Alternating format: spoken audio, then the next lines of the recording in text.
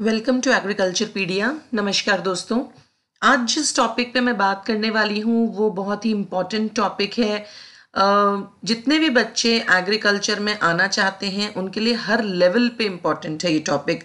अगर आप 11th-12th में हैं और आप बाद में ये सोच रहे हैं कि आप एग्रीकल्चर में अपना एक करियर बनाना चाहते हैं, या फिर आप ग्रेजुएशन करने वाले हैं पूरी अपनी कंप्लीट, या फिर आप एमएससी करने वाले हैं कंप्लीट, या आप पीएचडी के लिए परस्यू कर रहे हैं, तो इन सभी स्टूडेंट्स के लिए ये वाला टॉपिक बहुत ज़्यादा इंपॉर्टेंट है। And the topic is career opportunities for agriculture graduates. यानी कि एग्रीकल्चर में बीएससी करने के बाद या एमएससी करने के बाद या पीएचडी करने के बाद आप कहाँ कहाँ अप्लाई कर सकते हैं, या फिर आप किस तरह से अपनी कमाई कर सकते हैं और अपना जीवन यापन कर सकते हैं। तो बच्चों, समझने वाली बात यह है कि आपके पास एग्रीकल्चर बीएससी करने के बाद क्या क्या डिफरेंट होराइजन्स खुल जाते हैं। तो सबसे पहला तो आपका होराइजन यही है कि आप बीएससी एग्रीकल्चर को एक ग्रेजुएट समझ के जितने भी कॉम्पिटिटिव एग्जाम्स हो सकते हैं हमारे देश में या फिर बाहर, जिनकी एलिजिबिलिटी क्राइटेरिया ग्रेजुएट है, उसमें आप अप्लाई कर सकते हैं।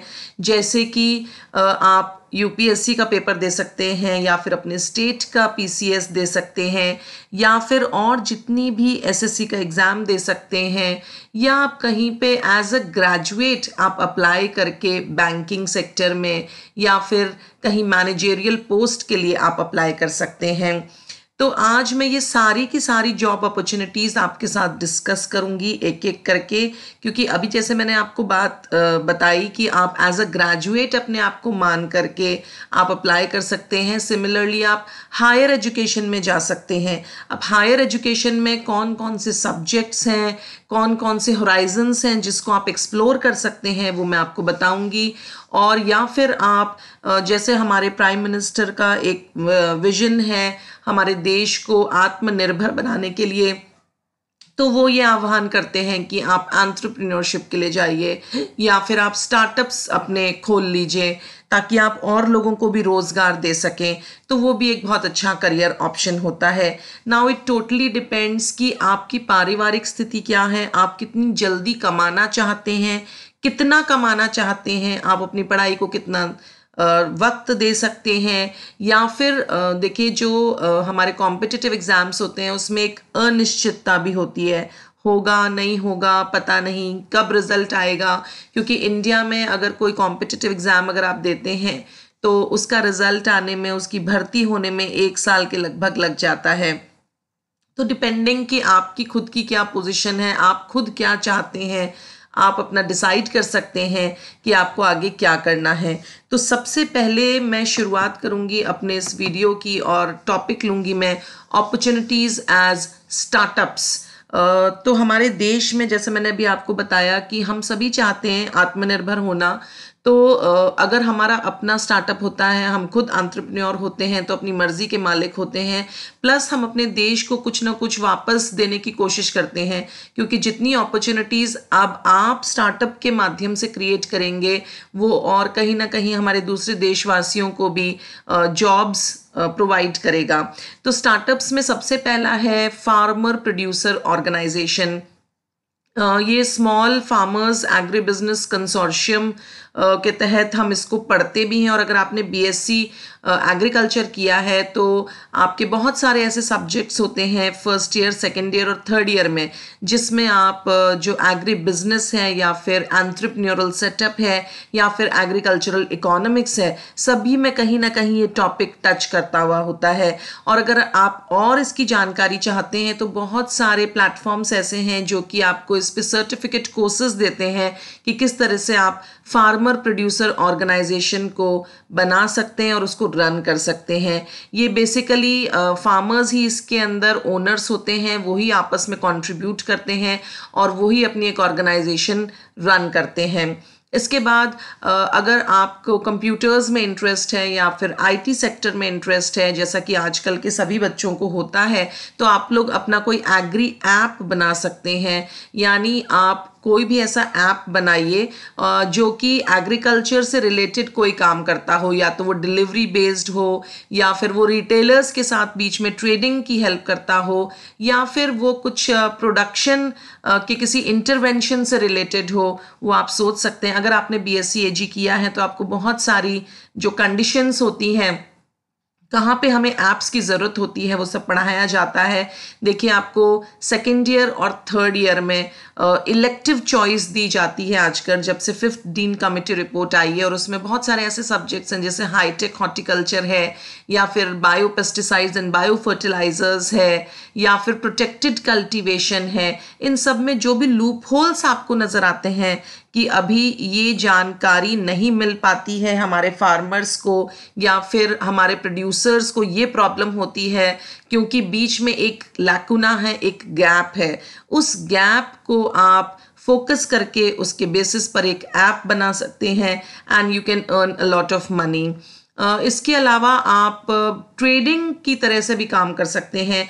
जैसे मेरे ही जानने वाले बहुत सारे लोग हैं जो कि सपोज करिए आपके पास कोई खेत भी नहीं है या फार्म नहीं है, तो आपने रॉ मटेरियल वहाँ से लिया। सपोज करिए अगर हम बात करते हैं फ्रूट की, तो किन्नू की अगर हमने बात करी, तो किन्नू आपने किसी से खरीद लिया, बीच में अपनी एक छोटी सी प्रोसेसिंग आपने फैक्ट्री लगा ली जिसमें आप प्रोसेस करते हैं, उसको पॉलिश करते हैं, उसके बाद आप उस पर अपना टैग लगा करके you can export to various countries, और बीच में आप अपना मार्जिन ले सकते हैं। उसके अलावा आप अपनी एग्रो एडवाइजरी बोर्ड्स बना सकते हैं। बहुत सारे एग्रो एडवाइजरी बोर्ड्स अभी भी चल रहे हैं हमारे देश में, जिसके अंदर फार्मर्स आपसे आकर के परामर्श लेते हैं, या जो भी उनको प्रॉब्लम्स हैं related to may be pathology, entomology, किसी के किसान के खेत में कीड़ा लग गया है, या फिर मीटरोलॉजिकल डिपार्टमेंट से रिलेटेड कुछ एडवाइजरी लेनी है, तो आप अपना कंसल्टेशन चार्जेस ले सकते हैं और फार्मर्स को बेनिफिट कर सकते हैं।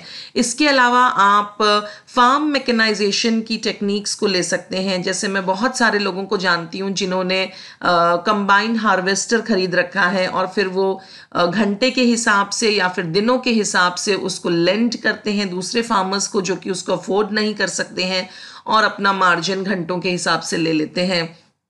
या फिर आप कोल्ड स्टोरेज खोल सकते हैं।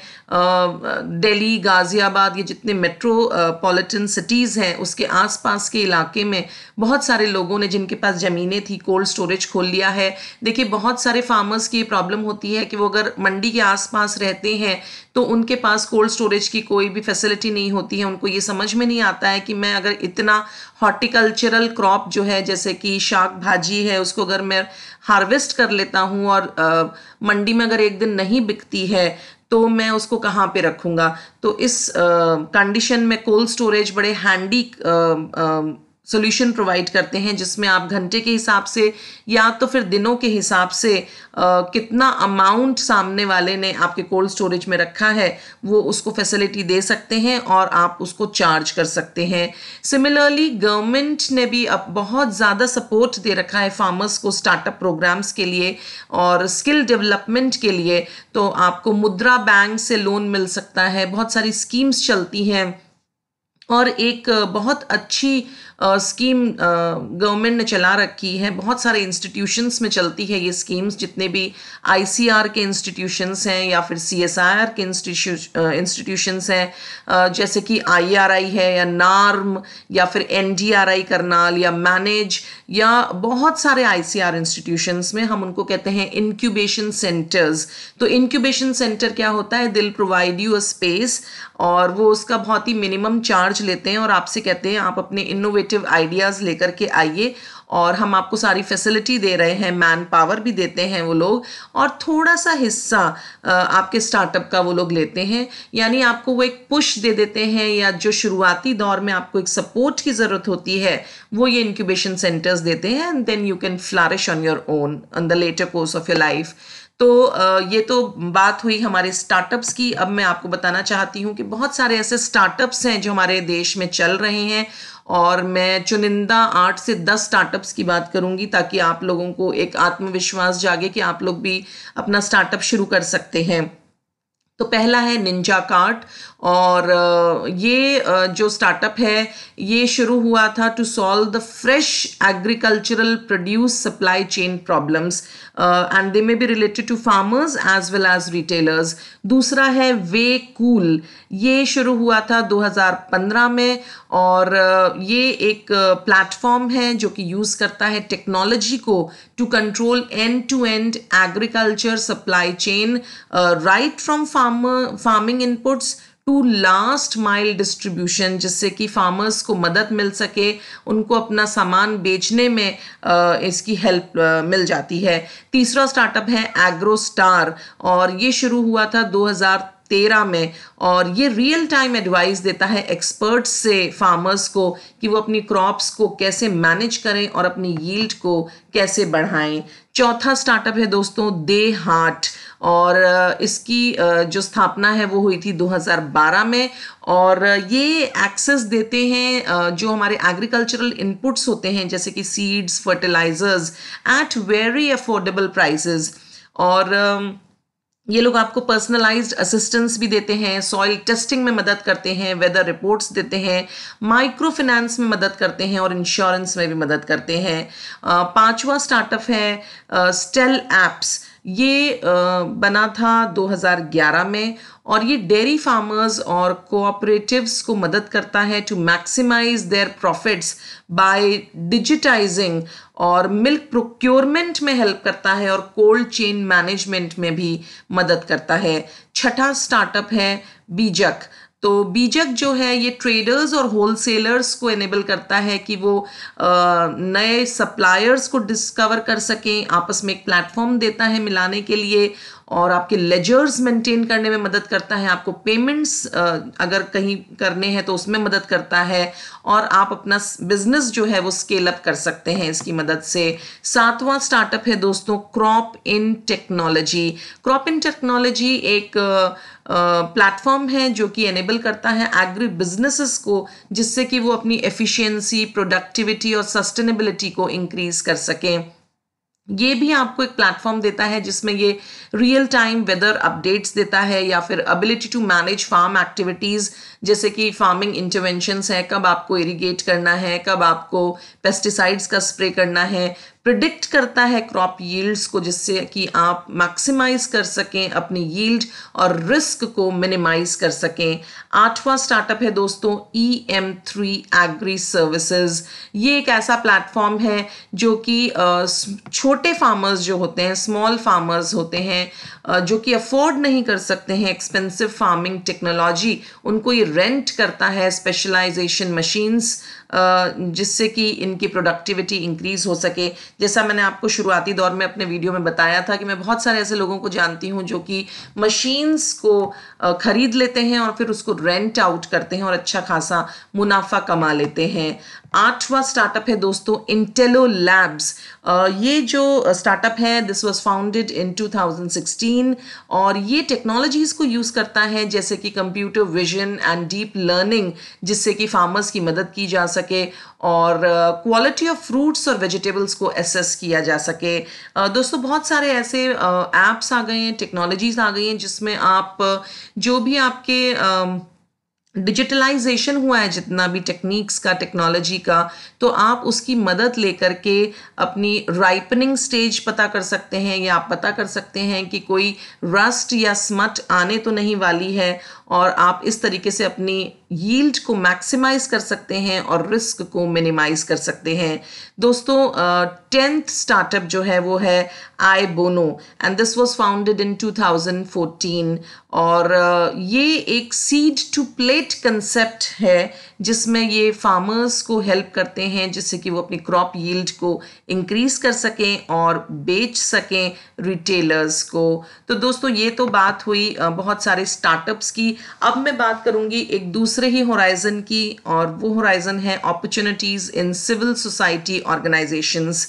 दोस्तों बहुत सारे NGOs हमारे देश में रन कर रहे हैं जिनका विजन मिशन सिर्फ यही है कि वो पुअरेस्ट ऑफ पुअर फार्मर को, हमारे अन्नदाता को किसी तरीके से अपलिफ्ट कर सकें, उनको मदद कर सकें, और उनसे रिलेटेड जितने भी लोग हैं जो कि इंडस्ट्रीज से जुड़े हुए हैं उनके लिए एम्प्लॉयमेंट जनरेट कर सके। तो मैं बहुत ही चुनिंदा एनजीओज की यहाँ पे बात करूँगी, और भी बहुत सारे हैं, you can search them on online platforms.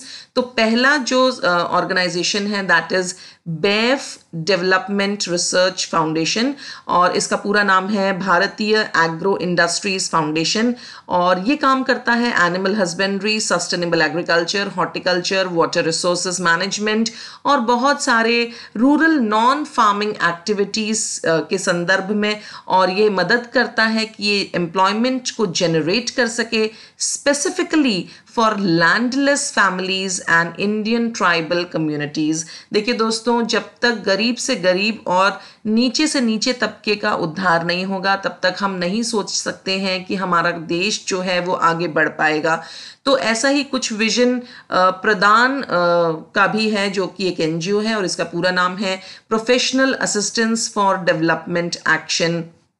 आप सब इन एनजीओज में एज एन एम्प्लॉय भी काम कर सकते हैं, या फिर आप इनकी मदद लेके अपना एक स्टार्टअप शुरू कर सकते हैं। तीसरा एनजीओ है care India, which specifically helps to ensure empowerment for marginalized women and girls। देखिए दोस्तों, आधे से ज़्यादा आबादी हमारी महिलाओं की है हमारे देश में।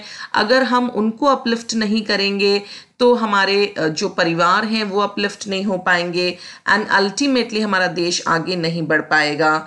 चौथा एनजीओ है दोस्तों धन फाउंडेशन, और इसका पूरा नाम है development of humane action. Next NGO है आगा खान फाउंडेशन, जो कि एड्रेस करता है पुअरेस्ट कम्युनिटीज़ जितनी भी हमारे देश में या फिर पूरे वर्ल्ड में, उनके जितने भी चैलेंजेस हैं उनको ओवरकम करने की कोशिश करता है।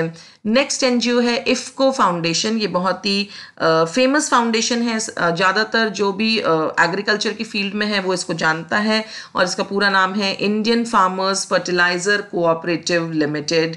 दोस्तों, ये एक ऐसा फाउंडेशन है जो कि फर्टिलाइजर्स में नए नए इनोवेशंस ला करके किसी तरीके से जो लैंड है उसकी न्यूट्रिशन वैल्यू को बढ़ाने में मदद करता है ताकि क्रॉप्स की यील्ड बेटर हो पाए। अभी तक हमने बात की दोस्तों स्टार्टअप्स की, और उसके बाद हमने बात करी एनजीओज की। अब मैं बात करती हूँ, बहुत सारे ऐसे फाइनेंसिंग इंस्टीट्यूशंस हैं जो कि कुछ पोस्ट निकालते हैं, पोजीशंस निकालते हैं which are specifically for BSc agriculture graduates only.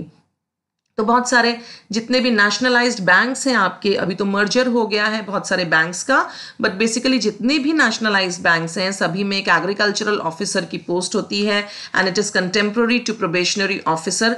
आप एज अ नॉर्मल ग्रेजुएट जो आपका बैंक का एंट्रेंस होता है वो दे के भी अंदर जा सकते हैं बैंक्स के, और नहीं तो एग्रीकल्चर ऑफिसर की पोजीशन पे भी जा सकते हैं। इसी तरीके से बहुत सारे प्राइवेट सेक्टर बैंक्स हैं जिसमें कि असिस्टेंट मैनेजर या फिर एग्रीकल्चरल फील्ड ऑफिसर की पोजीशन खुलती है। नाबार्ड का नाम आपने सुन रखा होगा, और बहुत सारे एग्रीकल्चरल इंश्योरेंस कंपनीज होती हैं जहाँ पे एज आप असिस्टेंट मैनेजर या फिर मैनेजर की पोजीशन पे अप्लाई कर सकते हैं। अब हम बात करेंगे अपॉर्चुनिटीज इन कॉरपोरेट सेक्टर्स। तो मैं बहुत सारी कंपनीज के मैं नाम बताऊंगी। ऐसा नहीं है कि सिर्फ यही कंपनीज हमारे देश में काम कर रही हैं, लेकिन मैंने कुछ मेजर सेक्टर्स छांट लिए हैं अपने वीडियो के लिए, और उससे रिलेटेड जितनी मेजर कंपनीज हैं उनके बारे में मैं आपको थोड़ा थोड़ा बताऊंगी। लेकिन आप सर्च करिएगा, आपको और भी सेम सेक्टर्स में बहुत सारी कंपनीज, स्टार्टअप कंपनीज मिल जाएंगी, या फिर आप अपनी भी एक कंपनी खोल सकते हैं। तो सबसे पहला सेक्टर है फर्टिलाइजर सेक्टर, जिसके अंदर जो कंपनीज अभी बहुत अच्छा कर रही हैं वो है Zuari agrochemicals, Chambal fertilisers, Coromandel Tata chemicals. Farm machinery से रिलेटेड अगर मैं बात करती हूँ तो उसमें है Mahindra, John Deere, Ferguson. Pesticide companies की अगर मैं बात करूँ तो उसमें है UPL limited, BASF India limited, Bayer crop science limited, Dhanuka, agritech etcetera. Agri business की अगर बात करें, ये भी एक बहुत बड़ा कॉरपोरेट सेक्टर है। इसमें ITC बहुत अच्छा काम कर रहा है, रिलायंस फ्रेश बहुत अच्छा काम कर रहा है, हेरिटेज फूड्स, सफल जिसके मटर आप लोग खाते हैं। तो बहुत सारे ऐसे अलग अलग एरियाज़ हैं, चाहे हॉर्टिकल्चर का है या फिर फूड प्रोडक्ट्स का है, वहाँ पे आप एग्री बिजनेस खोल भी सकते हैं और ये जो कंपनीज मैंने बताई है इसमें भी आप काम कर सकते हैं। सिमिलरली अगर मैं डेयरी इंडस्ट्री की बात करती हूँ तो उसमें अमूल, मदर डेयरी, वर्का, सुधा, पराग, सरस, ये जितनी भी कंपनीज हैं they are doing very good और अपने एम्प्लॉयज़ को बहुत अच्छी सैलरीज देती हैं। पोल्ट्री इंडस्ट्री की अगर हम बात करें तो इसमें Venkateshwara, then Suguna poultry, Pioneer, Godrej, Skylark, ये कुछ कंपनीज हैं which are doing very good in poultry sector, और आप अपनी भी पोल्ट्री की एक इंडस्ट्री खोल सकते हैं। नेक्स्ट अगर मैं बात करती हूँ तो वो है सीड कंपनीज। इसमें आप लोगों ने नाम सुना होगा, माहिको, मोन्सेंटो, पाइनियर, राशि सीड्स, नूजीवीडू, ये जितनी भी कंपनीज हैं ये सारी की सारी कंपनीज अपने एम्प्लॉयज़ को बहुत अच्छे सैलरीज दे करके काम करती है, बशर्ते आप लोगों को इन सेक्टर्स से रिलेटेड आपके अंदर स्किल होना चाहिए, आपको पता होना चाहिए कि अगर कोई भी प्रॉब्लम आती है तो उसको कैसे सॉर्ट आउट किया जाता है। तो दोस्तों ये तो बात की थी मैंने कॉरपोरेट सेक्टर की, अब मैं बात करूंगी गवर्नमेंट सेक्टर की। तो बहुत सारी ऐसी जॉब्स हैं जो गवर्नमेंट के अलग अलग सेक्टर्स में निकलती हैं, और साथ ही साथ मैं आपको वेबसाइट्स का भी नाम बताती चलूंगी। अगर आप मिस कर देते हैं मेरे बोलने में वेबसाइट का नाम तो it is written on the screen, आप उसका स्क्रीनशॉट लेके जूम करके वेबसाइट पे जा करके उसकी डिटेल्स आप लोग ले सकते हैं। तो अगर हम शुरुआत करते हैं गवर्नमेंट सेक्टर की तो इसके अंदर स्टेट डिपार्टमेंट ऑफ एग्रीकल्चर, जितनी भी स्टेट्स हैं हमारे कंट्री में सबकी अलग अलग वैकेंसीज निकलती हैं। इसके अंदर एग्रीकल्चर ऑफिसर जिसको हम एओ कहते हैं, एग्रीकल्चर एक्सटेंशन ऑफिसर जिसको हम एईओ कहते हैं, और विलेज एग्रीकल्चर असिस्टेंट जिसको हम वीएए कहते हैं। तो इन सब की जॉब्स निकलती हैं और वेबसाइट है इसकी www.apagrisnet.gov.in। नेक्स्ट जॉब जो निकलती वो होती है ministry of agriculture and farmers welfare में। इसमें आप टेक्निकल असिस्टेंट के लिए अप्लाई कर सकते हैं, और इसकी जो वेबसाइट है उसका नाम है agricoop.nic.in। तीसरा, जैसे मैंने आपको पहले भी बताया था कि आप एग्रीकल्चर एज अ ग्रेजुएशन करके आप बैंकिंग सेक्टर में जा सकते हैं, जो कि institute of banking personal selection होता है, IBPS की साइट से इसकी वैकेंसीज निकलती हैं। इसमें आप एग्रीकल्चर फील्ड ऑफिसर जिसको हम AFO कहते हैं इसके लिए अप्लाई कर सकते हैं, और इसकी वेबसाइट है IBPS.in। इसके अलावा आप इंस्टीट्यूट ऑफ फॉरेस्ट बायोडाइवर्सिटी में, जिसमें Indian council of forest research and education ICFRE भी आता है, वहाँ पे आप टेक्निकल असिस्टेंट या फील्ड लैब रिसर्च के लिए आप अप्लाई कर सकते हैं, और इसकी वेबसाइट का नाम है www.icfre.org। और नेक्स्ट मैं आपको बताना चाहती हूँ कि जितनी भी स्टेट एग्रीकल्चर यूनिवर्सिटीज़ हैं वहाँ पे फार्म मैनेजर की पोस्ट निकलती है KVKs में, जो कि जिसका फुल फॉर्म होता है कृषि विज्ञान केंद्र, या फिर AEO की पोजीशन निकलती है रीजनल एग्रीकल्चरल रिसर्च स्टेशंस पे, या फिर टीचिंग असिस्टेंट की पोस्ट निकलती है एग्रीकल्चरल पॉलिटेक्निक्स में। और ये जितनी भी स्टेट यूनिवर्सिटीज़ की वेबसाइट्स होती हैं आप वहाँ पे जाइए, और टाइम टू टाइम ये सारी पोजीशंस निकलती रहती हैं, आप इसमें अप्लाई कर सकते हैं और अच्छा खासा पैसा आप कमा सकते हैं। नेक्स्ट जो जॉब अपॉर्चुनिटी है दोस्तों वो है नाबार्ड में, जो कि national bank for agriculture and rural development है। यहाँ पे आप ग्रेड A या फिर ग्रेड B, जिसको हम कहते हैं असिस्टेंट मैनेजर या फिर मैनेजर, इसके लिए आप अप्लाई कर सकते हैं, और इसकी वेबसाइट है www.nabard.org। या फिर आप UPSC जिसको हम यूनियन पब्लिक सर्विस कमीशन कहते हैं, उसमें आप IFS या फिर अलाइड फील्ड्स के लिए अप्लाई कर सकते हैं, और इसकी वेबसाइट का नाम है upsc.gov.in। आप DRDO में भी अप्लाई कर सकते हैं। मेरे बहुत सारे दोस्त हैं जो कि डिपास में काम करते हैं, या फिर ऐसे DRDO के ऐसे सेक्टर्स हैं जिसके अंदर फूड से रिलेटेड कुछ काम है, या फिर कहीं ना कहीं एग्रीकल्चर से रिलेटेड कोई काम है, तो इसकी वैकेंसीज भी आप www.drdo.gov.in इस वेबसाइट पे जाकर के ले सकते हैं। आप agriculture insurance company of India limited जिसको हम कहते हैं AIC, वहाँ पे एडमिनिस्ट्रेटिव ऑफिसर्स के लिए अप्लाई कर सकते हैं, और इसकी वेबसाइट है www.aicof india.com, या फिर आप स्टेट फॉरेस्ट डिपार्टमेंट में सेक्शन ऑफिसर या फॉरेस्ट रेंजर ऑफिसर, जिसको हम FRO कहते हैं, वहाँ के लिए अप्लाई कर सकते हैं। और इसकी वेबसाइट है forests.ap.gov.in। आप स्टेट सीड डेवलपमेंट कॉरपोरेशन में भी अप्लाई कर सकते हैं एज सीड ऑफिसर, और इसकी वेबसाइट का नाम है apseeds.ap.gov.in। आप कॉटन कॉरपोरेशन ऑफ इंडिया, जिसको हम CCI कहते हैं, वहाँ पे एज जूनियर असिस्टेंट या फिर जूनियर कमर्शियल एग्जीक्यूटिव के लिए अप्लाई कर सकते हैं, और इसकी वेबसाइट है cci.gov.in। आप नेशनल सीड कॉरपोरेशन में एज एग्रीकल्चर ट्रेनी अप्लाई कर सकते हैं, इसकी वेबसाइट है indiaseeds.com। आप food corporation of India FCI में असिस्टेंट ग्रेड 3 के लिए अप्लाई कर सकते हैं, इसकी वेबसाइट का नाम है fci.gov.in।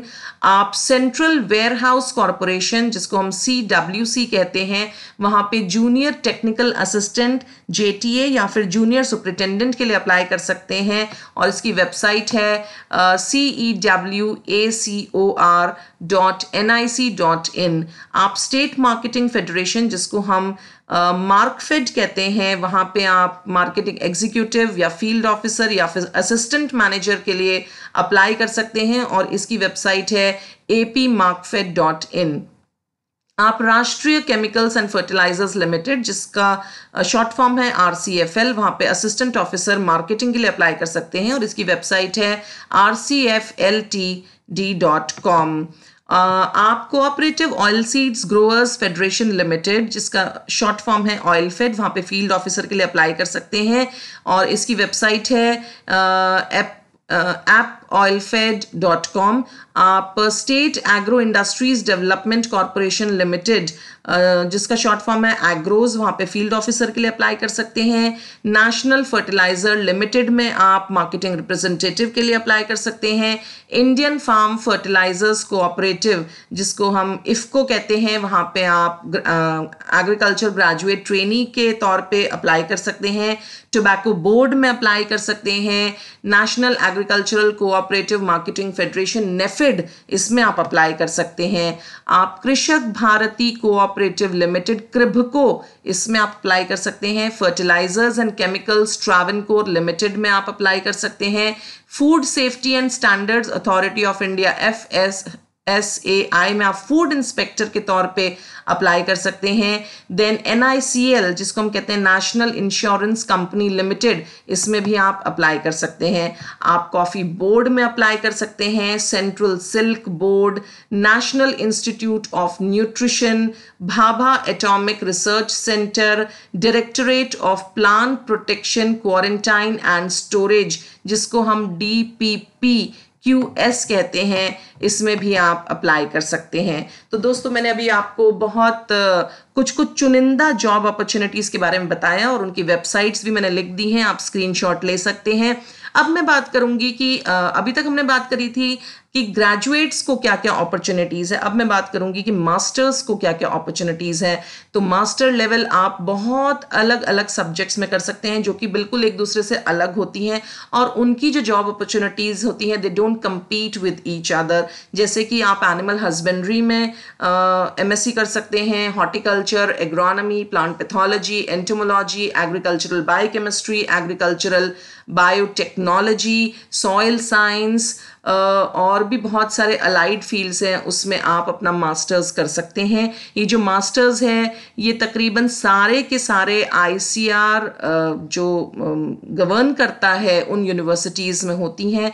ज़्यादातर हर स्टेट में 3 से 4 ICR की गवर्नमेंट की यूनिवर्सिटीज़ हैं। उसके लिए मैं एक अलग वीडियो बना के शेयर करूँगी कि किस किस स्टेट में कौन कौन सी यूनिवर्सिटीज़ में आप अप्लाई कर सकते हैं। आप चाहें तो इंडिया से करें, चाहे तो आप बाहर से भी कर सकते हैं। अगर आपने मास्टर्स कर लिया है तो उसके बाद आप GRE का एग्ज़ाम दे सकते हैं, और USA या फिर यूरोप या फिर बाहर कहीं से भी आप PhD के लिए अप्लाई कर सकते हैं। अगर आपने मास्टर्स कर लिया है तो आप ICR में all India agricultural research services जो होती हैं उसमें आप रिसर्च या तो फिर एक्सटेंशन के काम से रिलेटेड या फिर scientist to secretary in government of India ये जॉब्स भी पा सकते हैं। आप एग्रीकल्चरल यूनिवर्सिटीज़ में टीचिंग, रिसर्च, एक्सटेंशन का काम कर सकते हैं। आप असिस्टेंट प्रोफेसर बन सकते हैं और वहाँ से शुरुआत करके आप डीन से लेकर वाइस चांसलर तक अपनी ग्रोथ कर सकते हैं। आप एक consultative group of international agricultural research जिसका ग्लोबल रिसर्च एजेंडा होता है वहाँ पे काम कर सकते हैं। आप वर्ल्ड बैंक में काम कर सकते हैं, फूड एंड एग्रीकल्चरल ऑर्गेनाइजेशन जिसको हम FAO कहते हैं, वहाँ पे आप काम कर सकते हैं। SDC, IFAD, ये जितनी भी ऑर्गेनाइजेशंस हैं ये सभी मास्टर्स को अपने यहाँ रखती है। इसके अलावा आप मास्टर्स करके भी सब्जेक्ट मैटर स्पेशलिस्ट के तौर पे KVKs में काम कर सकते हैं या फिर रिसर्च एसोसिएट की पोजीशन पे काम कर सकते हैं जो कि कॉन्ट्रैक्ट बेस पे होती है। इसके अलावा आप डिस्ट्रिक्ट एग्रो मीटरोलॉजिकल यूनिट्स जिसको हम डैम यूज़ कहते हैं वहाँ पे हर KVK में एक MSc एग्रीकल्चरल मीटरोलॉजी के लिए पोजीशन होती है, वहाँ अप्लाई कर सकते हैं। आप SMS मैंने अभी आपको बताया तो plant protection, crop protection, agricultural meteorology, extension, इन सब में आप अप्लाई कर सकते हैं। आप डायरेक्ट ASRB दे करके सीधे के सीधे आप साइंटिस्ट पोजीशन ले सकते हैं। ASRB का फुल फॉर्म है एग्रीकल्चरल साइंटिस्ट रिक्रूटमेंट बोर्ड।